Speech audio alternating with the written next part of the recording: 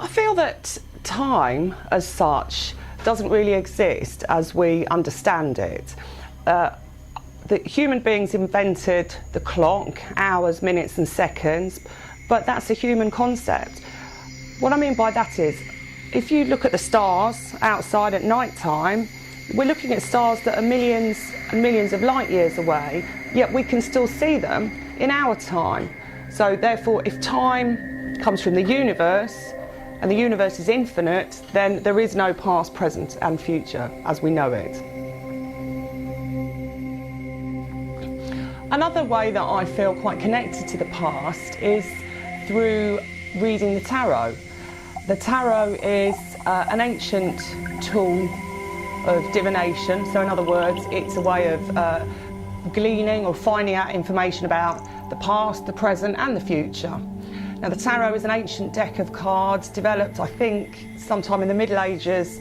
Nobody really knows for sure where the tarot deck came from, but it is a very useful way of finding out information about the past, information about the present, and hopefully some information about what's going to happen in the future.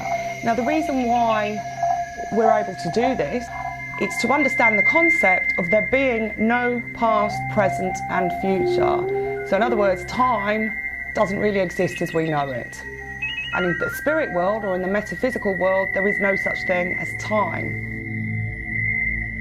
One of the things that psychics quite enjoy doing is having other psychics read for them. And I had a reading from another psychic, and she actually told me about some past lives that I'd had. I'd had several past lives, and one of my past lives was of a highwayman, quite a young highwayman actually. I was caught and hanged by the neck when I was about age 19, so a pretty unsuccessful highwayman.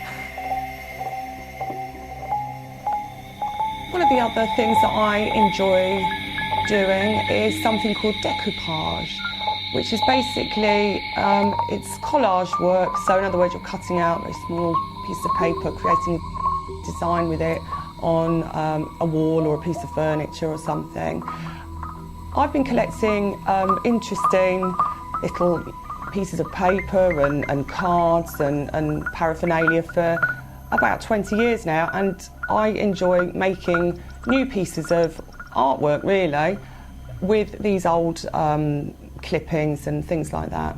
I think that if you're connected to the past in some way, it certainly keeps you connected with the present, because we all have to learn, or we all have experiences that have happened to us in the past, and I think that gives you a greater concept of understanding really of the universe as a whole, the whole idea about the past, the present and the future.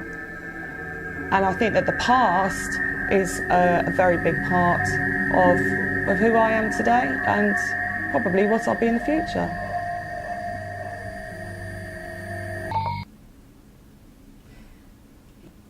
These are